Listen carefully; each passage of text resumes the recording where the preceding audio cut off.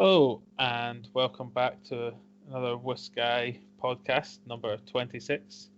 Uh, we're back, surprise, surprise, with a Dram Team box. But this time round, it's English distilleries. So the About cards, what was that? It was hard to remember. About time. The card says now boasting around 25 distilleries from as far south as Cornwall to the motherly climes of Durham. Northerly. English whiskey is proving that it is here to stay. In this box, we've pushed the boat out to bring you 6 of the best English whiskies we could get our hands on, featuring very recent releases, the oldest English whiskey bottle to date, and no less than 2 exclusive cask samples. Look out, Scotch. Cheers. Yeah, damn straight look out, Scotch. Not gonna lie, don't think Scotch is particularly worried. Is it just going to be like 0.5s for you? No, I just think Scotch has the branding down in that people think of Scotch whiskey. Scotch whiskey is a brand in and of itself. Yeah. I'm interested to try a lot of these. I don't think I've tried some from some of these distilleries, but definitely interested to get into it. Yeah, definitely. So do you want me to get us straight into number 1 then? I mean, I think we're ready to rip the band-aid off and just say goodbye to all my credibility as a Scotsman. Give some good ratings to some good English whiskey, I guess. Worth it for whiskey. Yeah. So the first one is technically not a whiskey. It's from the Circumstance Distillery, which is down by me, down in Bristol. Typical. And is known, Circumstance is known mainly for vodkas and gins and other fancy stuff. The very kind of trendy, very hipstery, whatever young people call it. What do young people call good stuff? It's not sick anymore, is it? I don't know. I'm not young anymore. No, whatever young people call good things.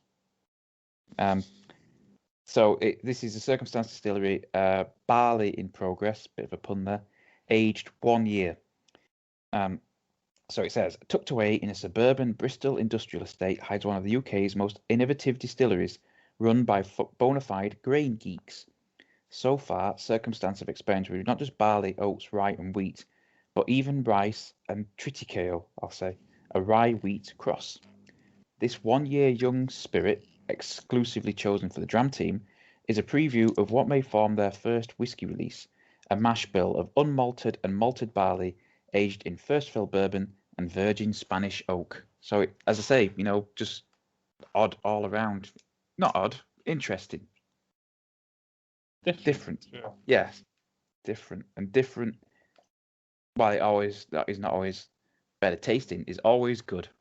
Yeah, well, got to broaden our horizons and expand our palate and all that good stuff. Exactly. So, on the nose, bright and youthful, honey, lemon zest, and seeded rolls. I thought you were laughing at me then. I was going to get all offended. I was like, what did I say wrong then? But no, you're just getting COVID. I took a drink of water and it went down the wrong way. What's the percentage on your water, to be fair, in Scotland? Yeah, it's quite high. Yeah.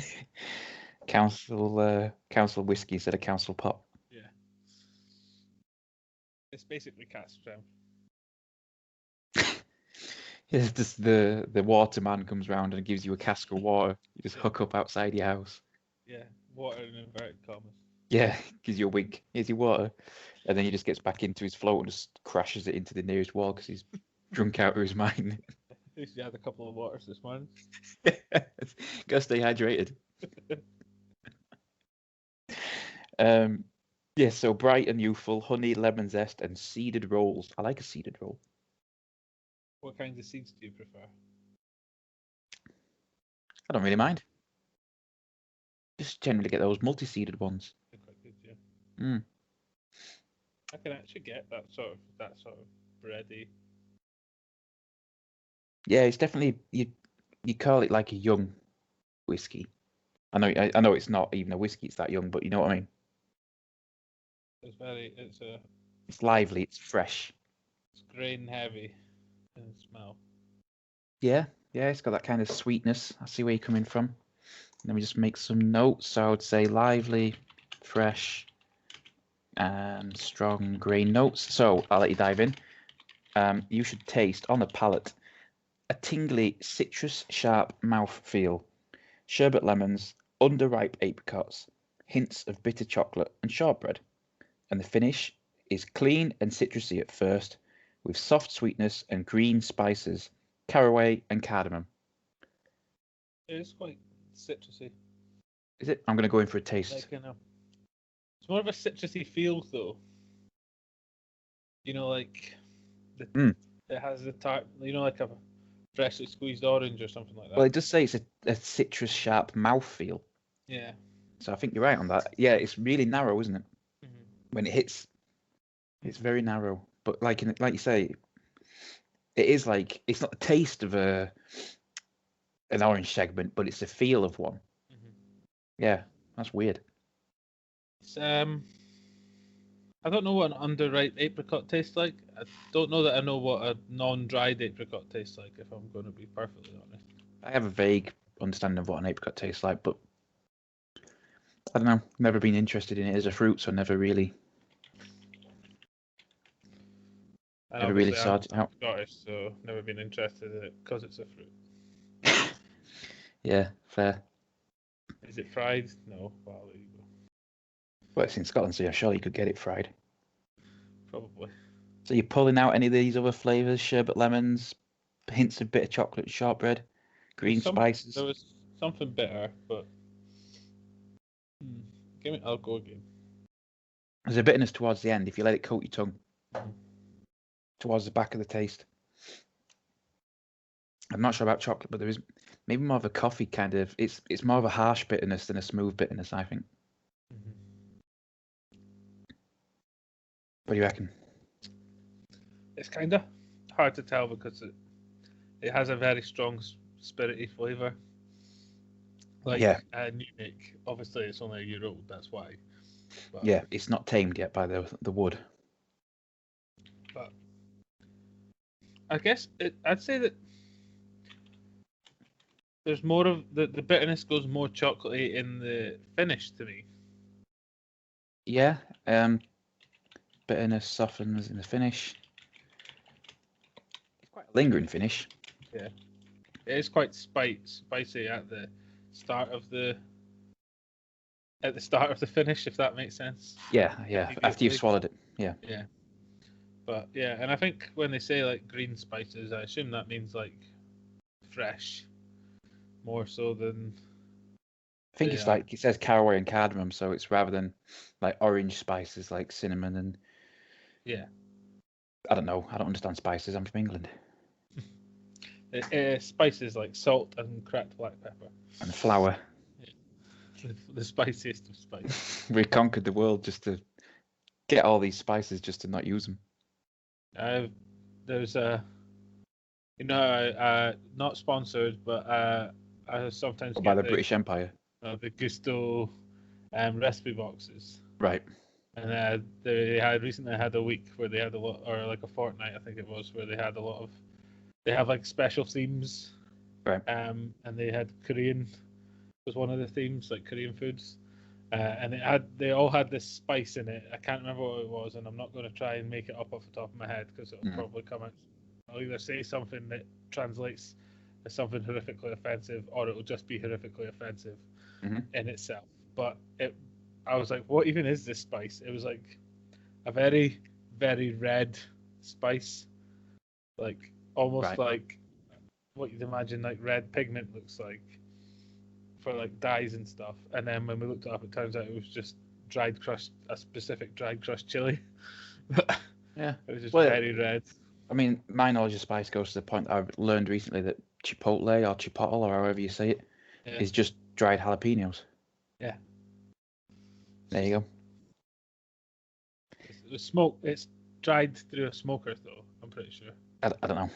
That's why it's like a smokier, barbecue-y kind. So once everyone's vaping, they won't be able to make it anymore. Yeah. You'll get a different one. It's pretty disgusting to dry it through them, though. Like, eat it. Yeah. They smoke like a couple of packs. Yeah. Yeah, I'm going to say... Regurgitate it like a bird. Some of my relations smoke enough that I can imagine that most, like if you put in a fish at one end, I can imagine it coming out like kippers at the other. I wouldn't want to test it, but yeah. You definitely wouldn't want to taste it. No. No, kippers have never appealed to me normally. Human dried ones. Mm-hmm. I'm gonna have my last little drap of this. You're right. It does become quite chocolatey once you swallowed it.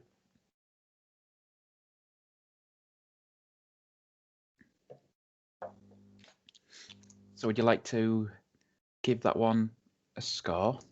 It's very difficult to score a barley spirit. Well, we're scoring up against whiskies, so I get what you mean. Like if we give this like a 2.5 or a 3 or whatever, that could still be a really good whiskey once it's had chance. That's because I think it shows its lack of maturity. Yeah. And that probably knocks points off for me. I'd say there's nothing wrong with it. I just think it could do with it needs the time to develop properly. There's some interesting things coming through, but yeah, I'm probably going to go. It's very tasty for 1 year. Yeah, I'm probably going to go in at like 2.5. So I think a 2.5 is fair as a whiskey. Yeah. As a 1-year-old barley spirit, I might get scored it higher, but if they were releasing it as a barley spirit, yes, I would hope that it wouldn't be 48%. Well, I think that's the thing, isn't it? It's definitely just out of a cask. Yeah, it's a cask. So I'm just going to put a little note that it's scored as a whiskey, as a 1-year-old spirit, or would be higher. So I think as someone who's tasted a bit of new make, I think that's quite exciting to see what that's going to be in 2 years' time. But yeah, I think it's just let down by the fact that it's 1 year old. Yeah. No shots fired. It's just it's literally not a whiskey. No, so. It's. I think it's going to be a fantastic whiskey because that's really a lot of flavors to say it's not had the. But it is kind of. It's untamed, isn't it? I'd be interested to see what their whiskey is like when it is released. But yes. And I guess approximately 2 years. Yes, you would say so. Okay, so on to our first whiskey then, I suppose. Yeah. Also the first time, I would say about time, in your opinion, that we've been to Spirit of Yorkshire Distillery. About time indeed. Our listeners will have heard it mentioned, I'm sure, here or there, or everywhere. You know what they say about Yorkshire people? You can never tell from Yorkshire because they never mention it. Yeah. So, this is the flagship Filey Bay from Spirit of Yorkshire Distillery.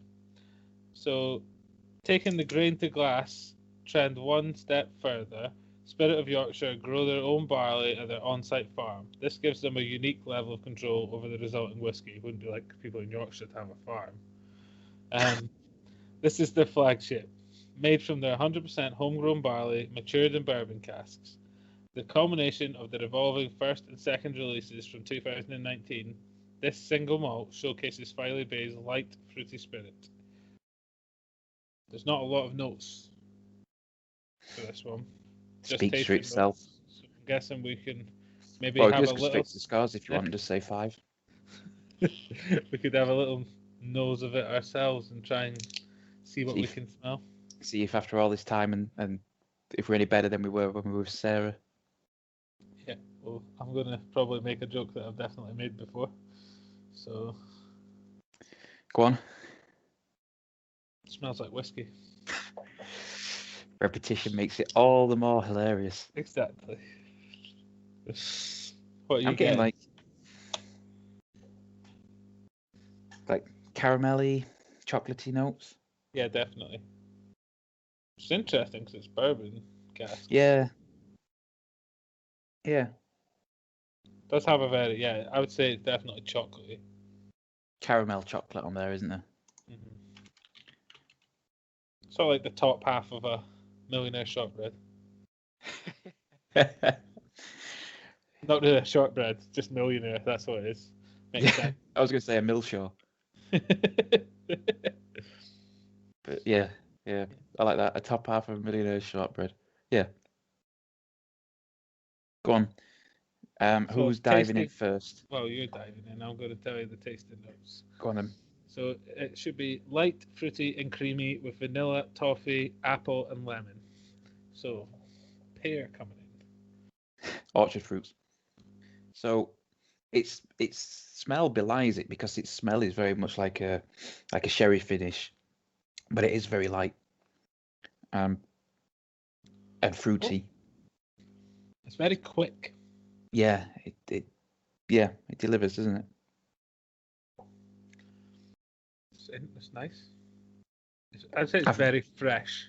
Yeah, I think because it's I think light and fruity is spot on.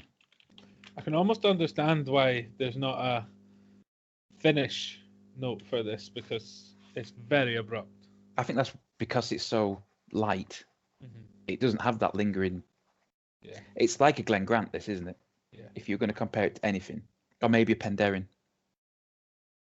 Yeah. But then, have we not compared Penderyn's to Glen Grant? So you end up just winding your way back to this. I'm sure at some point Glen Grant has been compared to another distillery. But... Yeah, they are very different, but in terms of they are light spirits. For 46%. The legs are very fast on this. So to say that this is only 2% less, it shows the difference in. Yeah. Give it a couple extra years, doesn't it? Yeah, because I'm assuming this isn't. It's a no age statement, isn't it? So probably not particularly old. Well, they're only just up to 5-year-olds. That's what I mean. Spirit of Yorkshire, so it's unlikely that their flagship is sitting there with the oldest cast that they have. Yeah. Yeah, it's very fresh, light and fruity, quite abrupt. No lingering finish. Delivers the flavours. It's Yorkshire. Delivers and then it leaves. It doesn't need a pomp and ceremony. It doesn't drag on. It sort of fills the mouth, but not like it's not like a wide mouth feel or like it's not in the cheek. It just seems to be everywhere. If that makes sense. I keep coming back to it, but I think it's because of that lightness. So I think the fact is, it's got that mouthfeel, but it's not like we used to. Like a sherry bomb is a heavy, wide mouthfeel. It hits everywhere. Yeah. But it stays, if you know what I mean. It's basically, it coats your mouth, and 2 hours later, you're like, oh, it still tastes nice.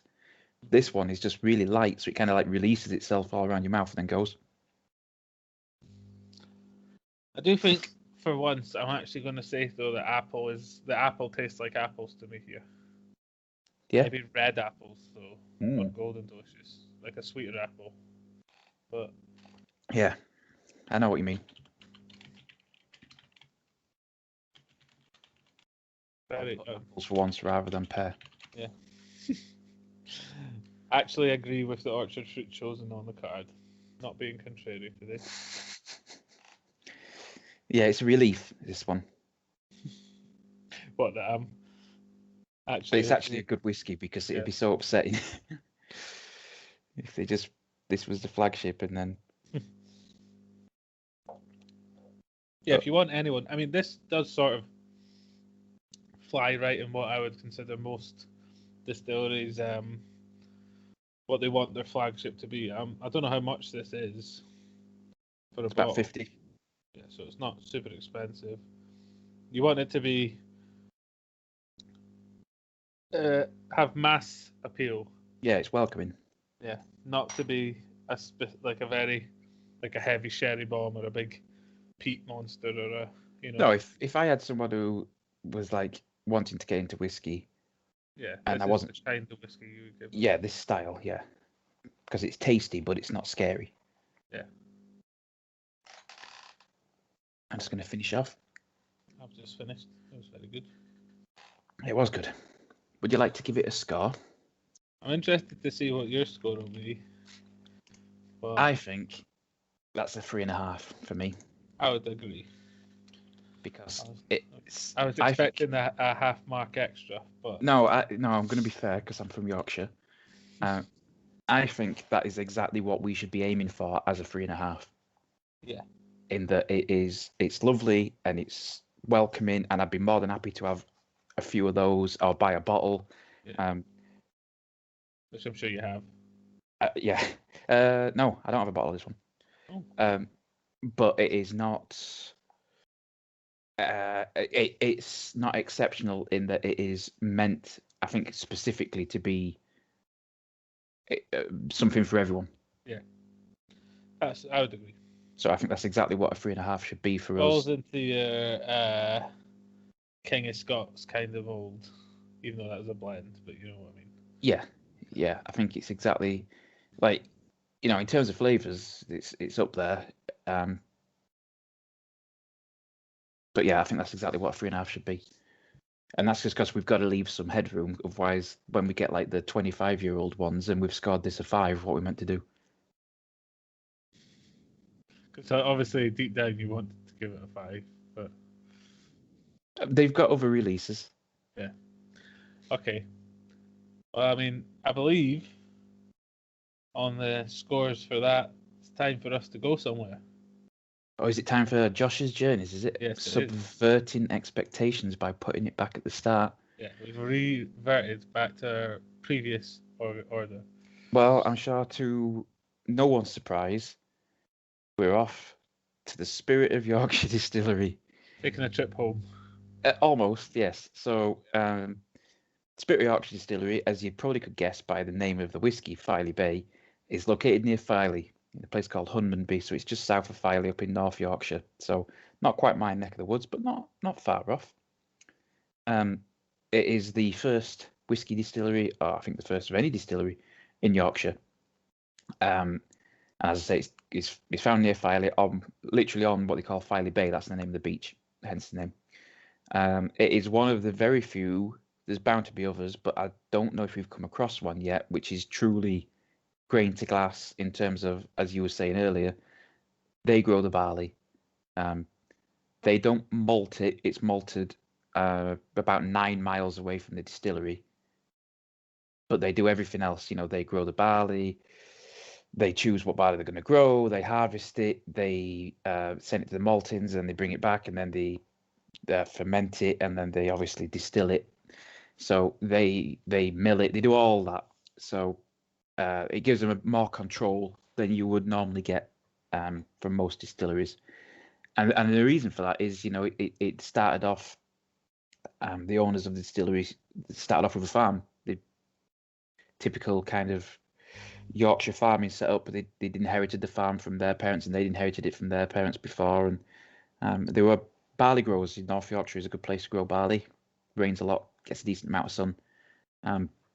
And I think around 2000 to 2003, somewhere in that range, they were looking to diversify, get another revenue stream, and so they opened a brewery, the Walltop Brewery, which is a really difficult word for me to say. Brewery, I hate it. So they started making beer, started winning a couple of awards, doing quite well for themselves, and then about 10 years later, around the 2010 time, they did what a lot of people seem to do, own distilleries, and said, why don't we open a distillery? Why aren't there's none in Yorkshire, but Yorkshire's got pretty good. If you're saying that Scotland is like the ideal place to make whiskey, Yorkshire's not that far off in terms of climate. No, it's pretty similar, pretty decent water as well. You've got the hills for it. Yeah. And obviously they were growing barley, they were fermenting it. Yeah. So this is just the next step. So they did it. They opened up the distillery, and it's great because a lot of the times, so in some of the later ones we're going to have, when they opened the distillery, they built a distillery, and it's lovely because I've been to a few of these, including Spirit of Yorkshire, and they've purpose built a distillery, and they've converted like an old barn, or in the like Clydeside converted that the pumping station, didn't they? Yeah. And it's some lovely old building. Spirit of Yorkshire has taken the Yorkshire approach, and it's literally just a unit on an industrial estate. They've got some lovely views over the road, but it's literally just a unit in an industrial estate. Excellent. Lovely cafe too, I will say. So, they opened the And to be distillery. fair, Loch Lomond Distillery is literally the same. Yeah, And you can't even go for a tour there. It's just a factory for whiskey. Yeah. So you can do tours of Spirit of Yorkshire, and I'd recommend it. I have done one. It is very good, as all distillery tours are. So so they opened the distillery, and in 2016 they fired up the stills. And rather than going the usual route that a lot of distilleries go, which is you make gin while you've got your whiskey aging for 3 years, they released maturing malts, and I think they were one of the first that talked to trading standards about what you can release it as, because it's not a whiskey, but it's not a gin, but it's it's not a liqueur. So they called them maturing malts. So very similar to Circumstances. Barley in Progress. Yeah, their barley spirit, basically. They released a series of maturing malts, one of which I did manage to get my hands on. It's quite nice. And that kept them kind of tided over and gave people a sign of things to come. So, and then obviously in 2019, I want to say, they released their first whiskey. Sounds about correct for the timelines. Yeah, I think late 2019, early 2020, because they were pretty beggared in terms of 2020 was their year, and then COVID came along. It was no one's year. Yeah. It was Amazon's year. Yeah, it was Jeff's year. Or Todd's, because he's obviously the man behind the scenes. Yeah. So other than the grain to glass approach that they've got, they do have another quirk, and it's one similar to what we were discussing in the last episode. So they have 2 typical pot stills, as you'd expect, from Forsyths in Scotland. But they also have a column still, but it's similar to the Penderyn one in that it's not quite, your usual column still, standalone column still. Although the Penderyn one obviously is. The Penderyn one, it goes on top of that weird pot still that they've got. This one is used in conjunction with the pot stills. And again, it has the same effect that you get from the Penderyn in that it produces a very kind of light and fruity spirit that they at the end, at about 86% alcohol content. So a bit higher than your average, but a bit lower than Penderyn. So that's why they've got that kind of light fruit style, which is what they were aiming to do. They were always aiming to do a light fruity whiskey. That was going to be their house style, as they call it. However, unlike Penderyn previously, they can take that column still out of the circulation and just release it from the pot stills in a more traditional kind of whiskey, which is at 73% when it comes out. So the fact that they can combine those 2 styles, or they can do those 2 styles standalone, gives them a lot of flexibility in what they're doing when it comes to the whiskey that they're releasing. So, for example, I was on, as you know, I was on a virtual tasting with the Spirit of Yorkshire yesterday, day before this recording, and they were talking about how you've got some wine cask finishers, but they're a bit not wary, but a bit wary, I suppose, in terms of they don't want to just put their light floral spirit into a fresh wine cask because it just dominate it. But having this heavier, oilier spirit that they can do as well gives them a load of flexibility. And this can be seen. Put that in the wine cask and then blend that in with the light one. Yeah, marry it up maybe. And I mean, you can see this from just how many releases they've done, much to the pain of my wallet, since they did their first release. So they've done the first release and the second release, which were both bourbon cask and then a sherry cask finish. They've done a Moscatel wine cask finish. They've done an STR, so a shaved toasted recharred cask finish. And they've done a sherry cask release. They also did, I don't know if they did 2 casks, 1 PX and 1 Fino, I think. That was literally just those 2 casks that they released through a ballot, and unfortunately I couldn't get any of those. I mean, and they also did a Yorkshire Day one, which is 1st of August, I believe. Not sure. So they've done a lot, and then obviously, so those are all their limited releases where they've just done an X amount, 3, 4, 5 casks, whatever, and that's it. The flagship is their first non-limited release, house style, that they will keep producing, and it's kind of, as I say, it's their house style, so it's that kind of light, fruity, floral notes, that's what they were always aiming to produce. And it's also shown, the fact that they control what barley they use is shown by the fact that they've done rye this year. So they've just released their rye new make. Well, not released it, but it's been produced. And it's now sat in casks being aged. So in about 3 years' time, they should have a rye. Yorkshire should have its first ever rye whiskey. That's pretty interesting. Yeah, so, even though I'm obviously biased being a Yorkshireman, I would say just from that alone, the variety and the control they've got is clearly quite an exciting distillery, and certainly one to watch. Yeah. So I hope you enjoyed the journey to my homeland. It was very interesting, informative. I suppose with the grain to glass methodology, I suppose it's puts them in a similar place to like the Balvenie. I don't know if they grow their own grain, but they obviously have the malting floor. So there's one bit that's different for each of them. But after that, yeah. Balvenie obviously have their own cooperage as well, so show-offs. You can't get on the tour for love of money. But it's going to be backed up for like 10 years now, thanks to COVID, isn't it? Yeah. But hey, hopefully we'll be famous enough one day that they'll take us on our own tour. But do you remember that Aquavite spirit? Yeah, that was the one that was done like at an abbey. Yeah, and so they were making whiskey, but they weren't quite ready to make whiskey, so they made a barley spirit themselves. I was just thinking about it when you were talking. That was at the Stramash, wasn't it? Yeah. That's one of the few things I remember. They advertised it, like what they were calling it. They called it was like a botanical or something like that, wasn't it? That's what it was, yeah. It wasn't meant to be. They'd added some stuff to it to make it. Yeah. I can't remember what it tasted like. Nah. I can't remember most of that. Those cocktails, though, so.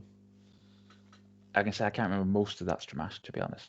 Yeah, it was a good day. I remember it was good. Yeah. Right, that's enough of my prattling about Yorkshire. Let's drink another whiskey, I think. Yeah.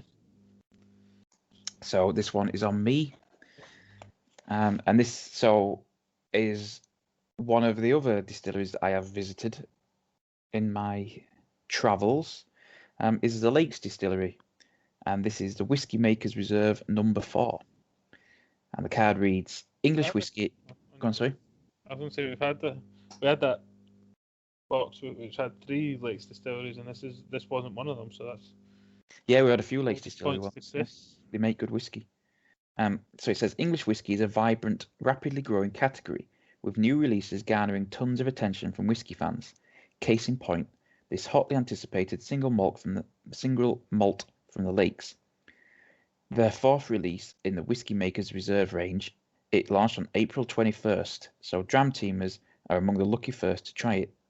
The Lakes single malt has been aged in the finest Oloroso, Pedro Jimenez, and red wine casks and bottled at a hefty 52% ABV. Only a few thousand bottles will be made, so enjoy it while it lasts. Christ, Oloroso PX and red wine. This is like made for you. Yeah. I mean, it's pretty much made for me as well, but it's a lovely colour. I'll give it that. Hoping it's dry. Yeah, for those of you who can't see, it is very red. Meaning everyone listening. But yeah. Yes, sorry, for those of you who can't see, i.e. everyone who isn't me. Yeah. Yes. It's one of the darker whiskies we've had. It almost looks like a brandy. Yeah, it is a lovely colour, that. So, we don't have a nose in notes, so let's see what we can sniff out for ourselves, shall we? Oh, and if you look at the tasting note, there is a... Oh, yes, I apologise. It says, the nose is rich with Manuka honey, sun-dried dates, and roasted cashew nuts. Yeah. Then I think the next section is the palate. Yep. But... Oh, Christ. Yeah. That it being the sinuses. 52%. Yeah, you forgot that it was a strong boy. There's a lot of strong whiskey in this one. Yes. But it does have a honey quality to it. does. Dried fruits are in Is it there. weird to say it smells thick? No, I get what you mean. It smells heavy. Yeah. Like treacly. Yeah, I'm having to reset my nose because it's... Yeah. Honey and treacle on the nose. Yeah, it's a hard one to smell because it's so strong. I'm going to do the old take a side sniff of it. I'm going to do the passing under the nose, moving smell. We had to do like that French lady did at the Strafila. What, put it on her hands and... I'm not wasting whiskey. I can say, knowing me, I'd just pour it straight onto the extension under my feet and just short out my whole PC. Yeah, lose the recording. That'd be my biggest concern, yeah. Not the PC, obviously. No. I knew it, didn't it? Off of all the money that we made. Yeah, off the sponsorship from the British Empire. Yeah. Hashtag not spawn. Yeah, I might not even be in the British Empire in a year's time. Yeah, fair. Thanks, Boris. Yeah, I'm ready to go in for a drink. I'm not getting nuts, by the way. But... No, I'm getting honey, treacle. It smells viscous. All right, so this is what you should be tasting. Layers of dried fruits, nuts, and spice on the palate, creating a long and vibrant finish. Do you get layers of fruits, nuts, and spice? Definitely get spice. I'm going in. Fruits. Yeah, it's quite spicy. It's warm. Yeah, it's warming. It's spicy. There's definitely dried fruits. It does have a kind of a tangy finish. Tangy. Sort of. I'm not sure. Like I guess it's not tangy. It's more that feel of citrus. Because it is dry, but it's not as dry as other wine finishes. I mean, yeah. Got some tannins, but it's a little bit fruity still. Yeah, I see what you're coming from. Tang is probably the wrong. No, I know what you mean. Isn't Tang the orange juice they give to astronauts? What? Well, it's like powdered orange juice. Oh, that sounds lovely. Yeah. I think that's an American reference that I've picked up from watching too much television. Yeah, maybe. Well, there's no such thing as too much television. Especially in lockdown. Yeah, not in COVID times, that is for sure. Oh, I mean, I don't know if I'd call that a sherry bomb, but it's not far off. I think the wine in it is like giving it a little bit, making it a little bit saucier. You know, it's got saucier. I was going to say, you know what I mean, though? It's giving it a little edge of something different. Nigella Lawson over here.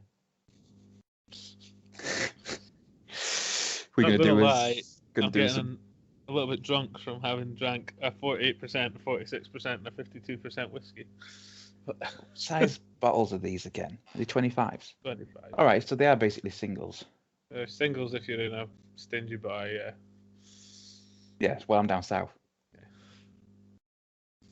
Basically, any city bar is going to be singles of 25. So the doubles down here. The doubles down here. Is that what you get? You give them your car keys, and they'll give you one of them. All right, yeah. Or like a mortgage. Yeah. You better not drink that. That's your collateral. Yeah. It's like every time you go to London, you go to a place, and you're like, hey, I'll have a pint. They're like, that's £4.50. Like, what? I've paid a lot more than that for a pint of beer. Yeah, but it's, yeah. I mean, I don't go to trendy places like you. You are the cool one, don't forget. Bar I was in yesterday, bar I was sitting outside of yesterday, it was like £6 for... Where were you, Edinburgh? No, Glasgow, but I was drinking Beavertown Gamma Rays, which are... It's alright if it's a good beer, but like, when you get to London, it's just like, yeah, I'll have a Peroni or whatever. Like, yeah okay. That's a £5. You're like... No, it's not. I sort of begrudged it when I was looking down and I was like, well, if I'm paying this much, I'm having the best beer. Yeah, Like fair. I'm not going to pay I just- £5.80 for a Lagunitas It's just lager because IPA. when I go to visit my London friend, Yeah. she goes to trendy places, so you just end up on the cocktails because they do 2 for 1 generally. Because they have to, otherwise people would literally have to remortgage. Mm. But yeah. I mean, it's everything that you'd expect from a sherry whiskey. This one, isn't it? It's all those kind of sherry, fruitcake, dried fruit flavors, and once you get used to the strength, I mean, it's tasty as hell. It's chewy. It's just really nice. And you get the wine in the finish. Yes, yeah, it's definitely all sherry in the palate. Mm-hmm. It's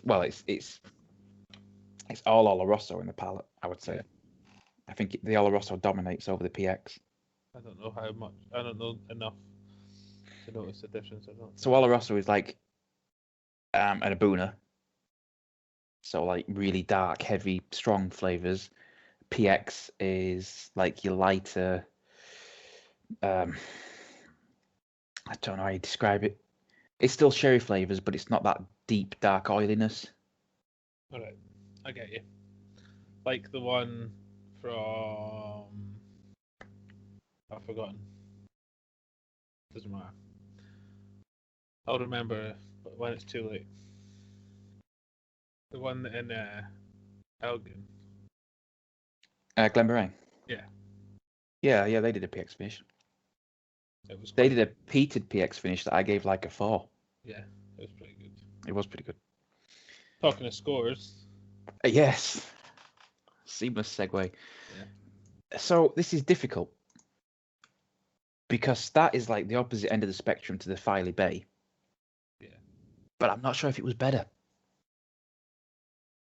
I'm going to probably say it was better because I like the finish.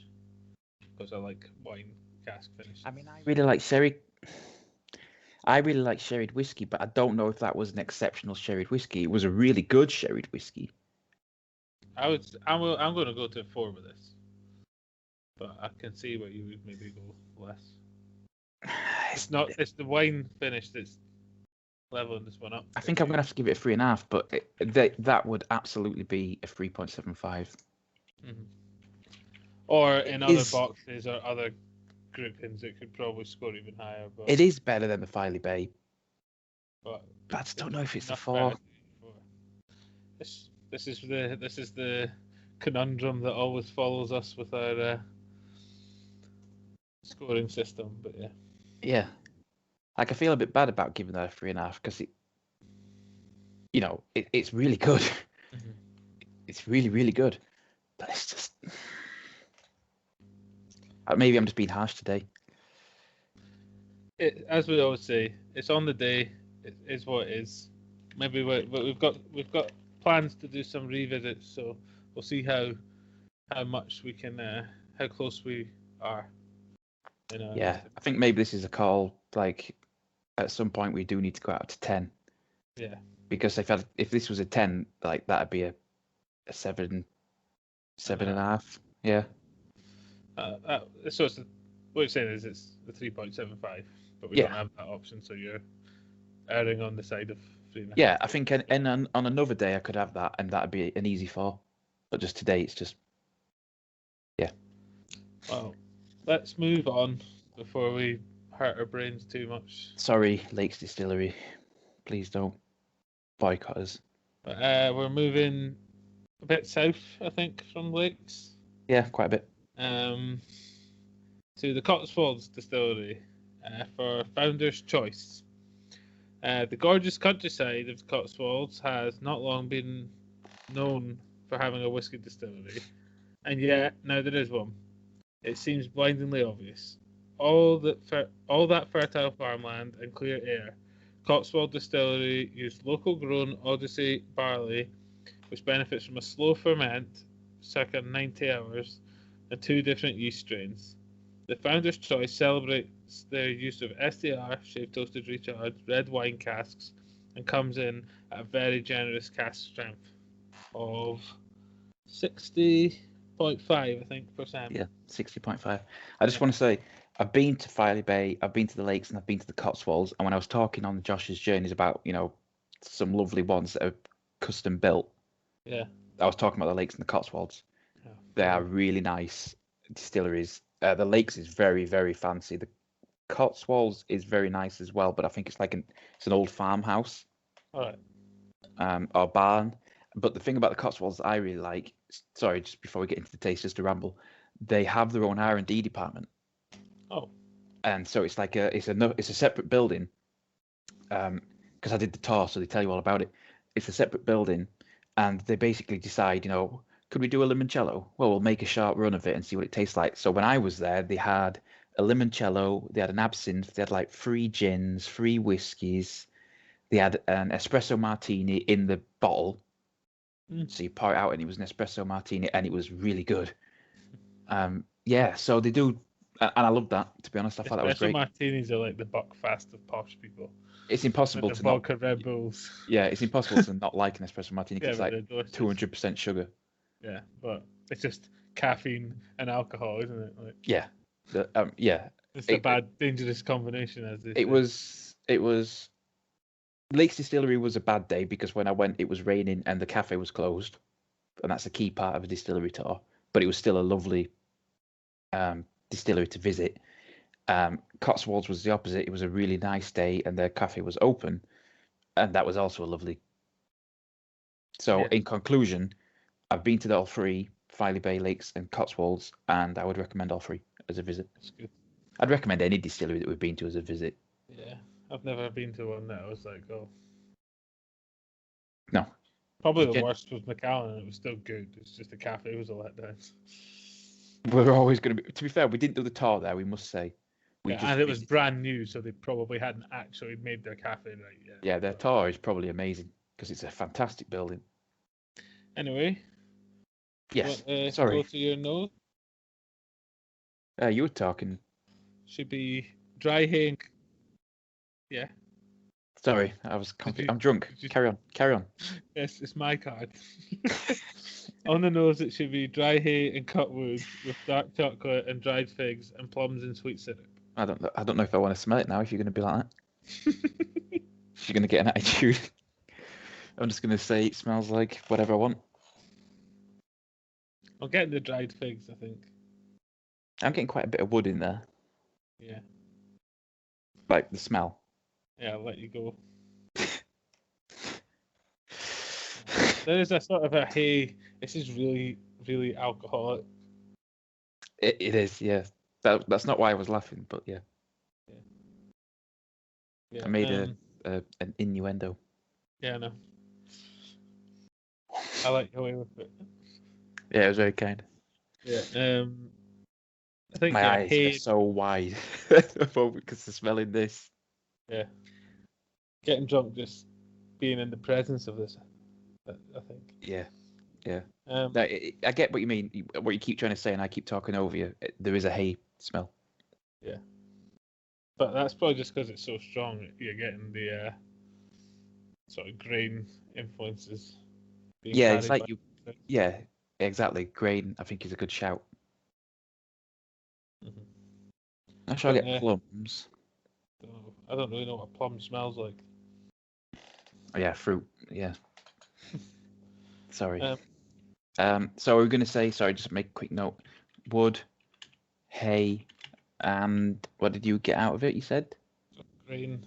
Dried figs, didn't you? I got the dried figs, yeah. Figs on the nose. Cool. Yeah, I'll dive in. What should I be tasting?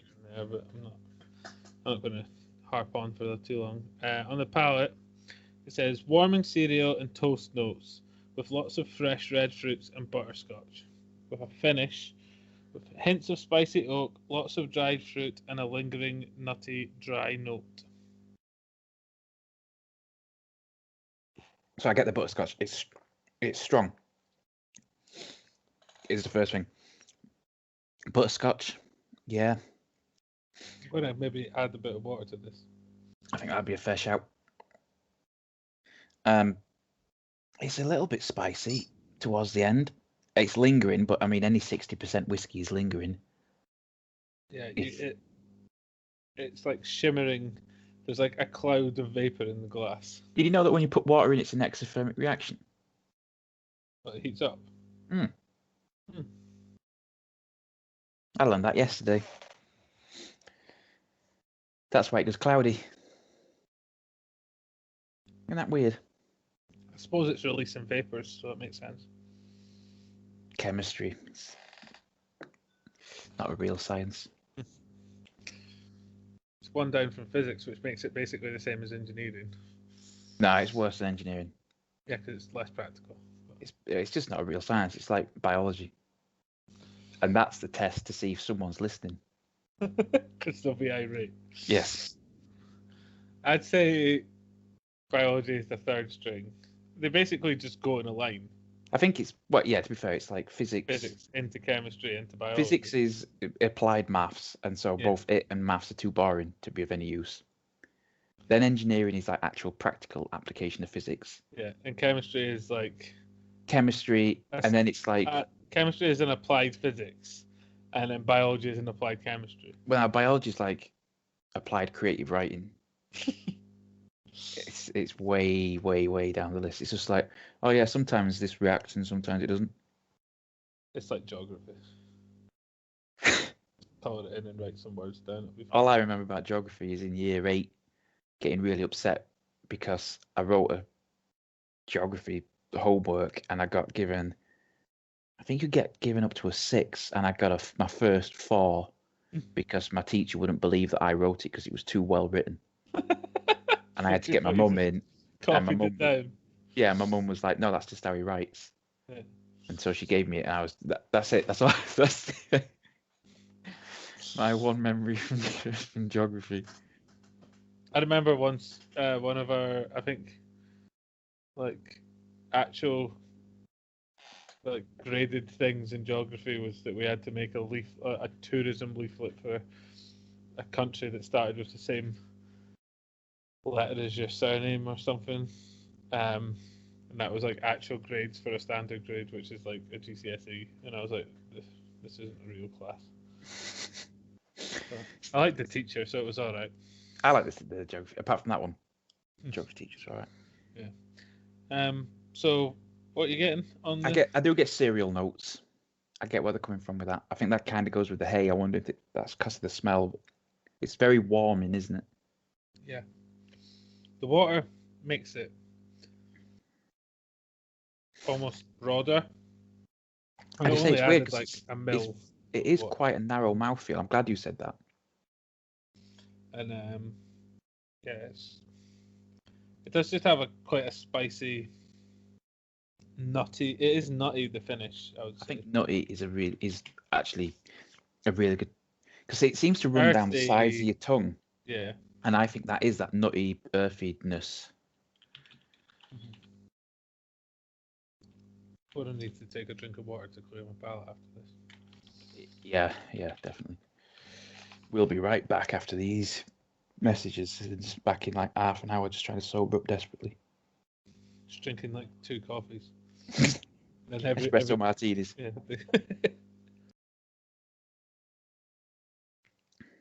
Yeah. What do you think for scores? I haven't finished this yet. Oh, yeah, I have. You put water in it. Yeah, that's fair.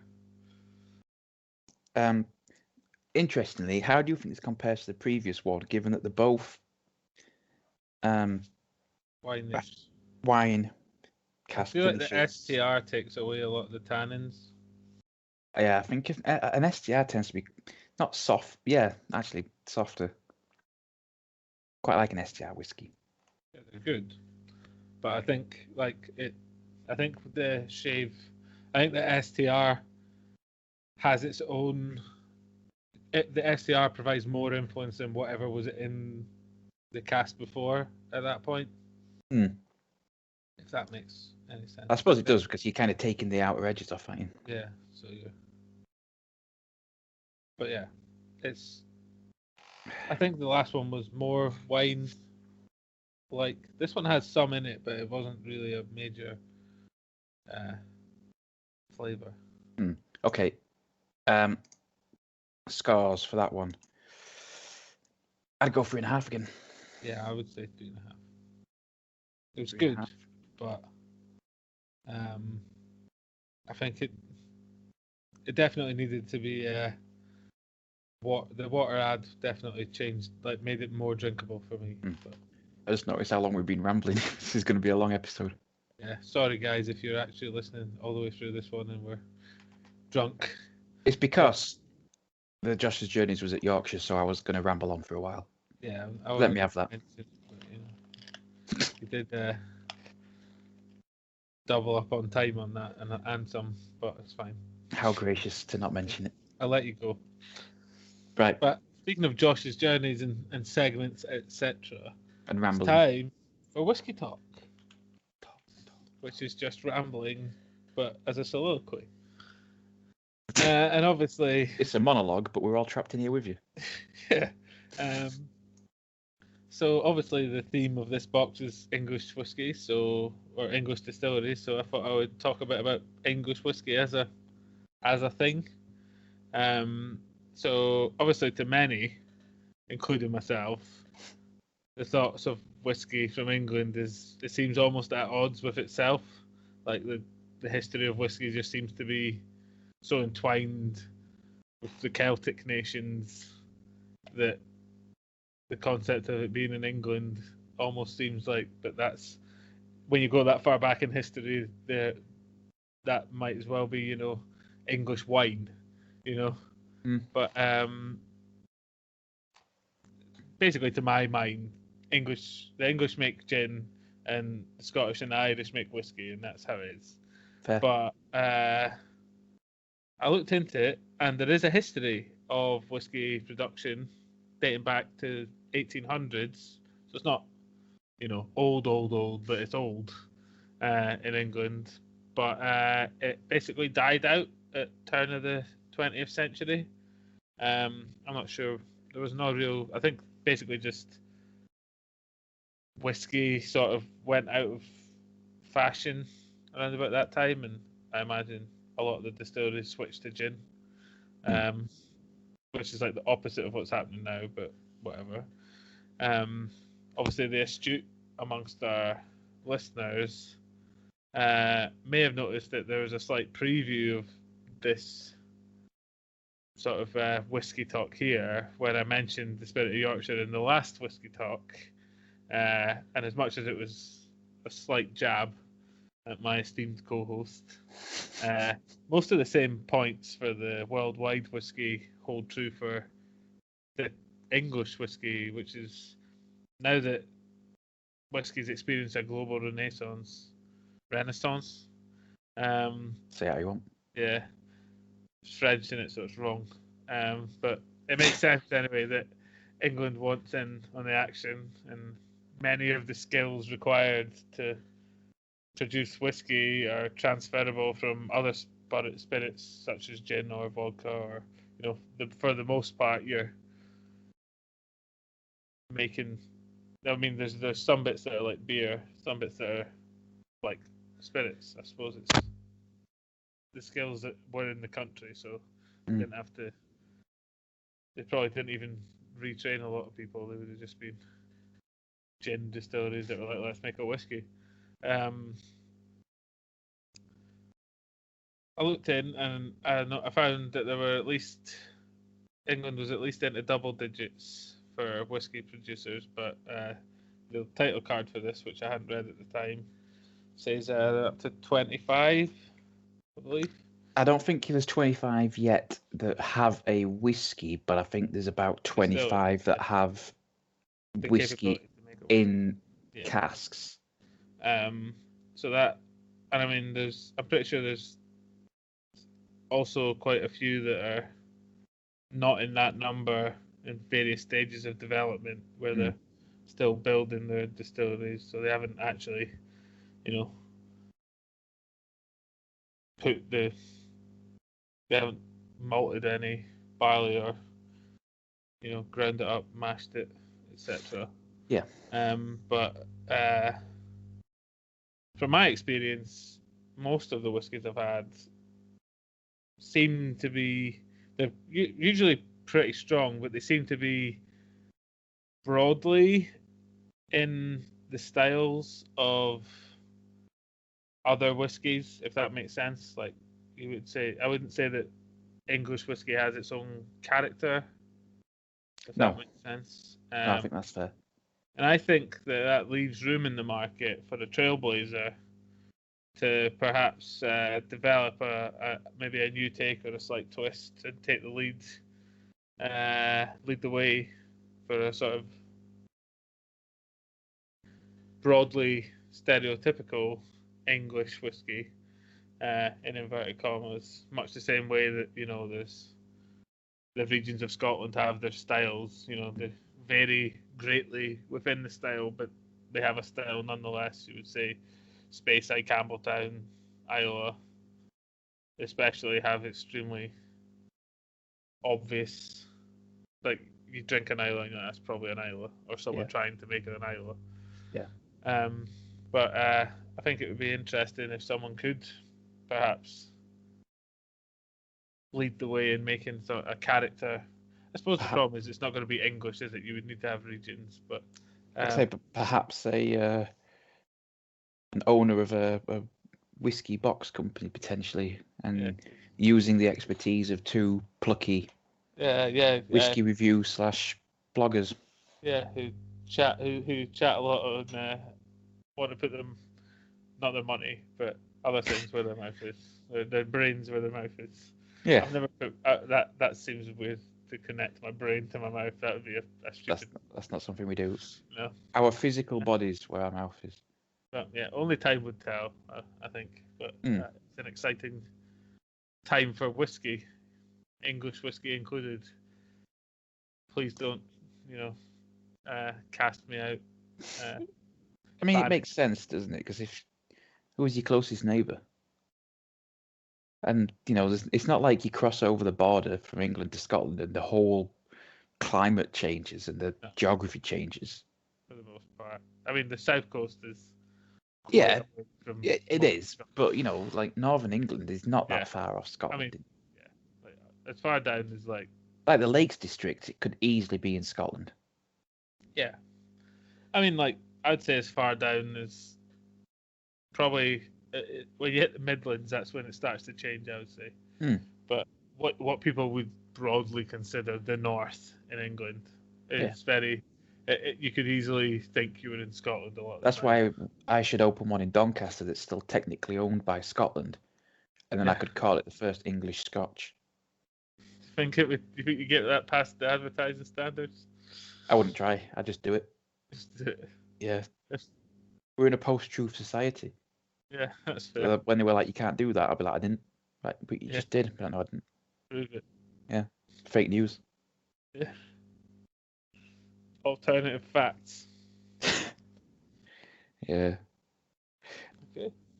So well, I didn't have a lot to say. I knew you were going to ramble on, so I thought I'd try and keep it short and sweet. But... How considerate. It's nice having supportive I still went over the time, but perhaps we need to revisit those then. Yeah. But no. Thank you for that. As always, I enjoy the whiskey talks. I learn a lot from the whiskey talks. That's good. Me too, because I have to research them. Yeah, true. So should we move on to the last of the big ones? Yeah. So this is from the English Whiskey Co. And it's, as said on the title card, this is the oldest whiskey in England. So claiming the title of England's oldest running whiskey distillery, St. George's Distillery, home of the English Whiskey Co., released their first whiskey way back in 2009, sitting just northeast of Thetford, Norfolk. The family behind the distillery has a 600-year history of working with grain. In addition to making both peated and unpeated single malt, they also make excellent grain whiskies and liqueurs.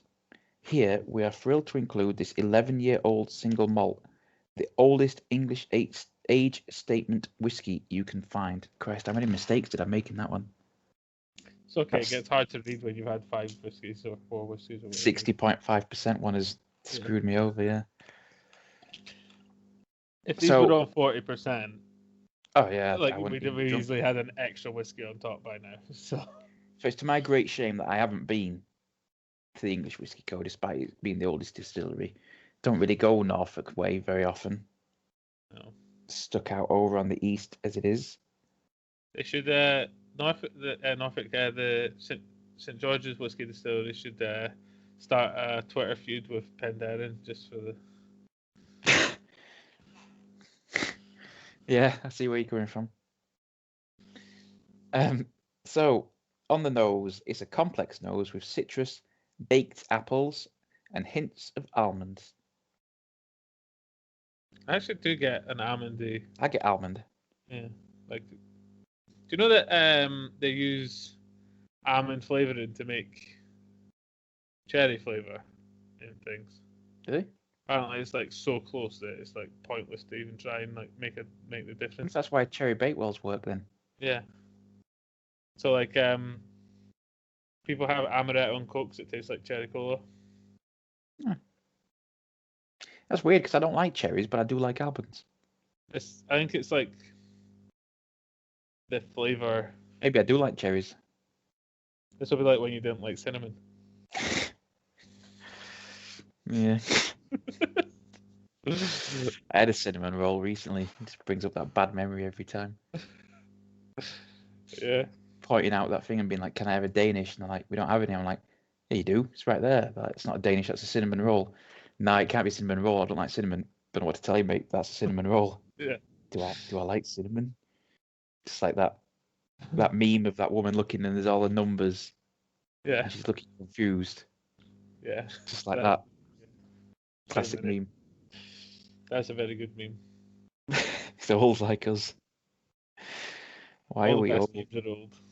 All the best people are old like us as well. Damn kids with a top tick. The kids memes don't even make sense.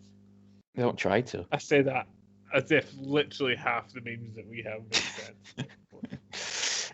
Yeah, well, they think they've got depression. They ought to beat millennials. Yeah. Um, We've been living with it for 10 years. yeah, we work. Yeah. So the palate, Yeah. a taste that is fruity with some lovely oak overtones, with an finish that ends with a rich, oily, and slightly dry finish. There you go. Oh. That is interesting. It almost has like a slight smoke to it. Yeah, it's those medicinal flavors, isn't it? Mm-hmm. But not quite. Yeah, I know what you mean though. That kind of like sweetness, that medicinal sweetness, like what would you call it? Like heather. Yeah. It's nice. I quite like it. It's remarkably easy drinking. Now, whether that's just because we've come from the 61%, or whether it's because it's 11 years old, so the woods had a chance to kind of tame the spirit, I don't know, but it is very easy drinking, that one. It does have that dryness, but it is a woody dryness more so than like a. It's like the oak tannins rather than. Rather than a wine tannin. Yeah. But I mean, that obviously makes sense. It's the 11 years in wood that do it, not the.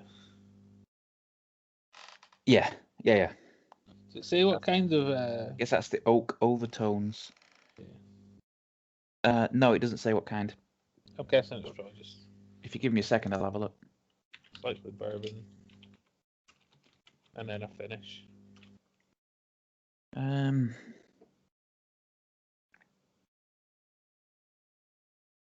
don't want to take too long because I'm aware that this one's kind of quite a long episode, and apologies for that, dear listeners. I feel like it was going to be bumper because Spirit Yorkshire was going to get some treatment.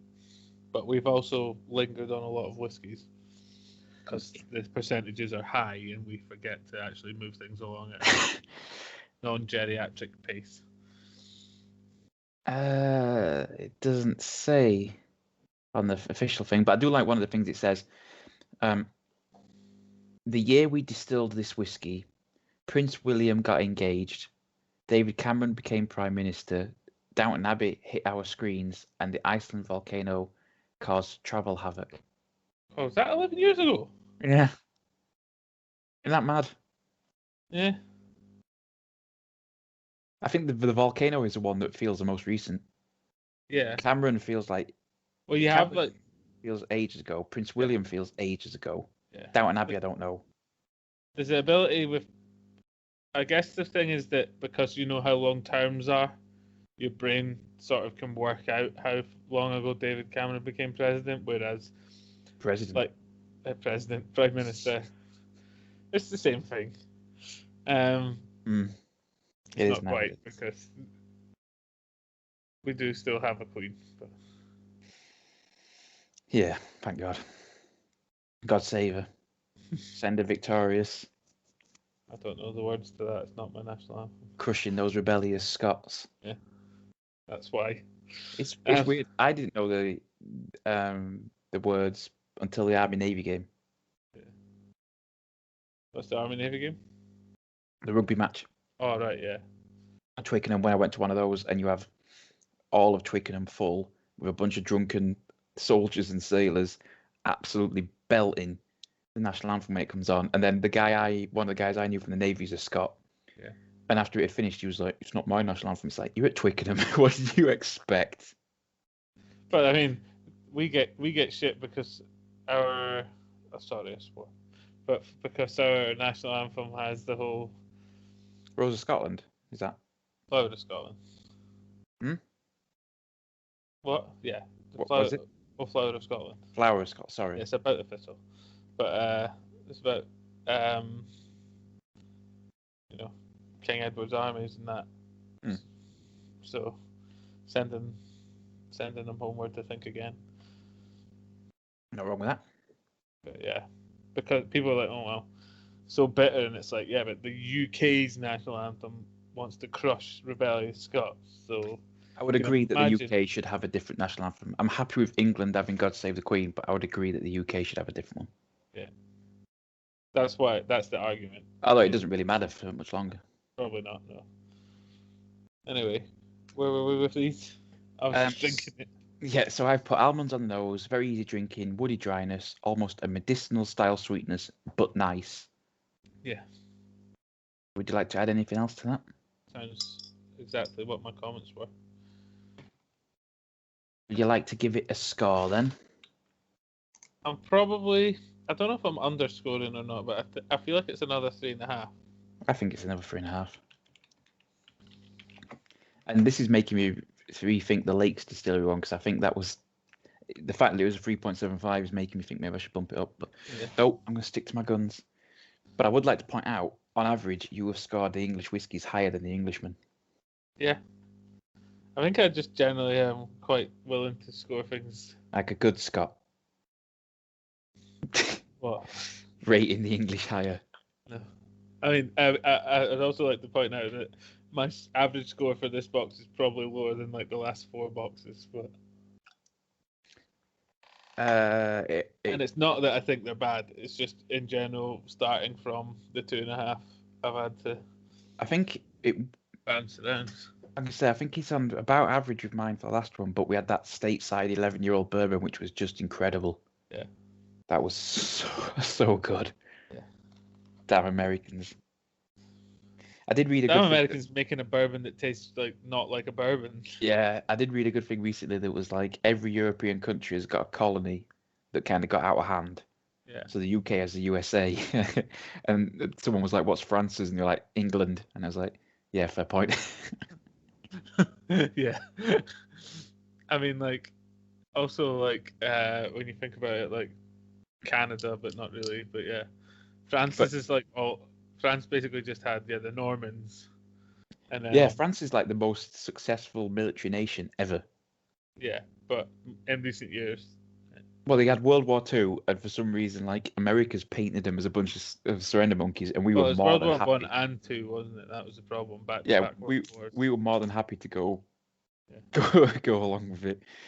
But that's the stupid thing with Europe is like it was the classic Google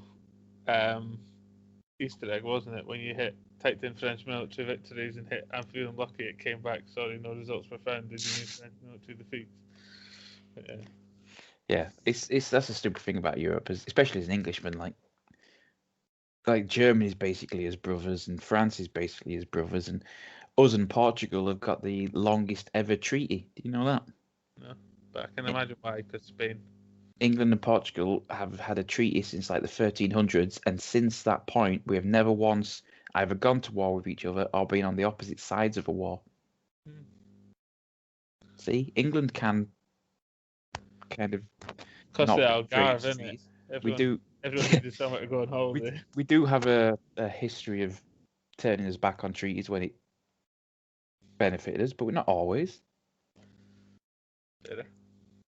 Good old English history.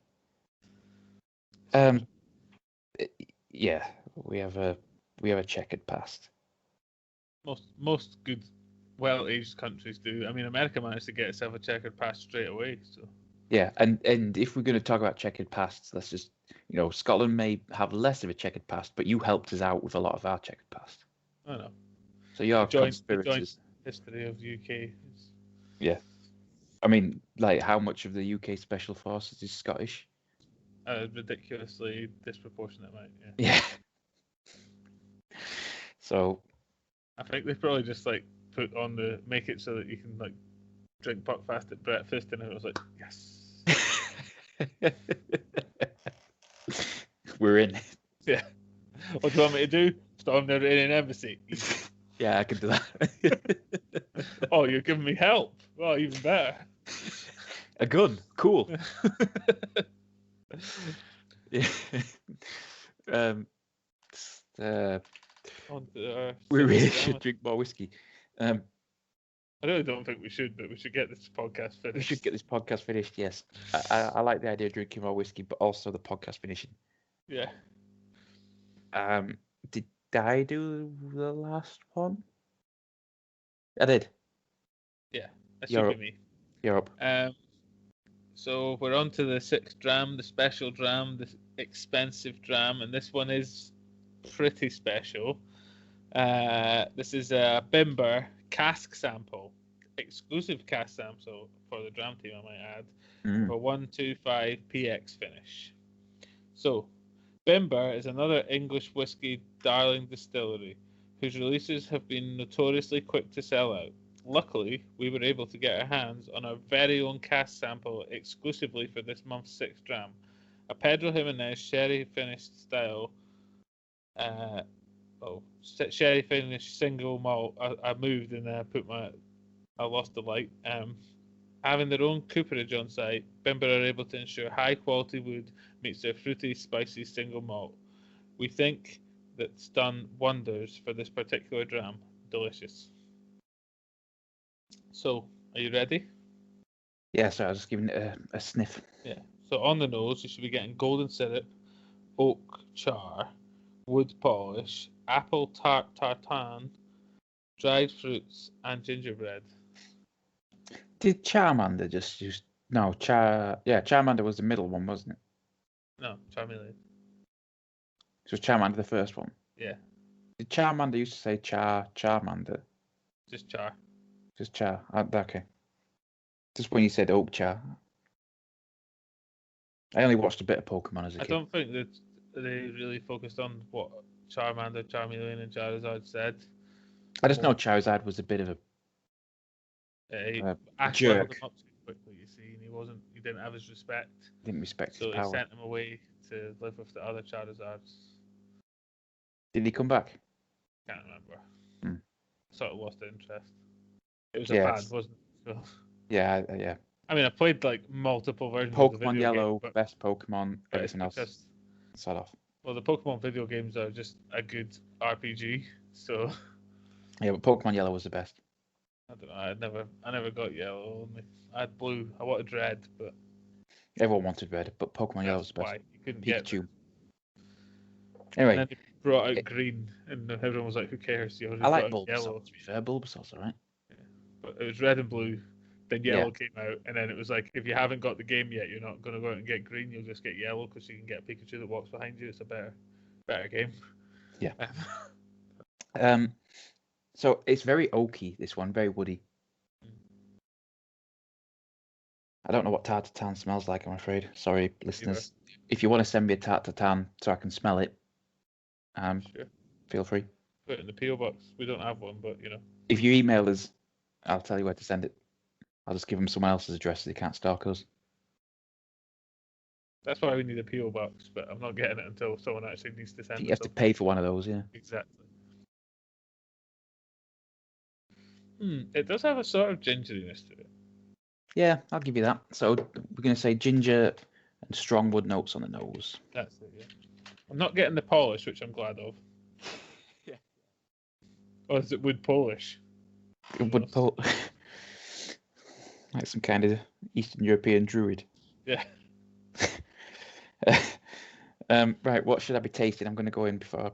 On the palate, there should be apple Danish, grilled pineapple drizzled with more golden syrup, dried apricots, roasted coffee, and cinnamon, with a finish that is long and lingering, toffee sweet with oak and baking spice, not barking spice. Oh no, I've had barking spice. I'm not. That's like a really weird modern legal high drug. Barking spice. Some guy trying to beg money off you while barking at you. Yeah. I don't get why they've put apple Danish and cinnamon, because that feels like redundant.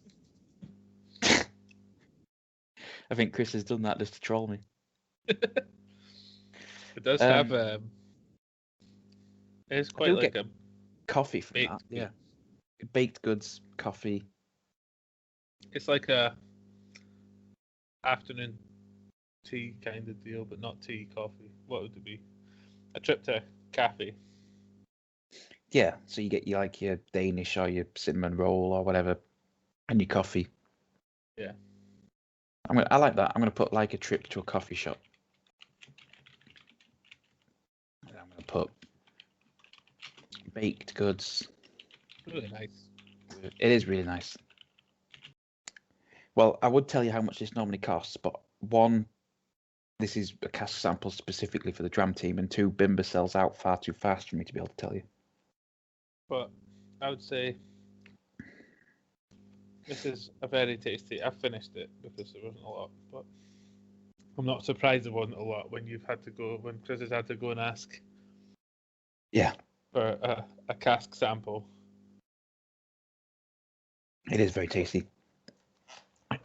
It's quite oaky and spicy. Yeah. On the finish.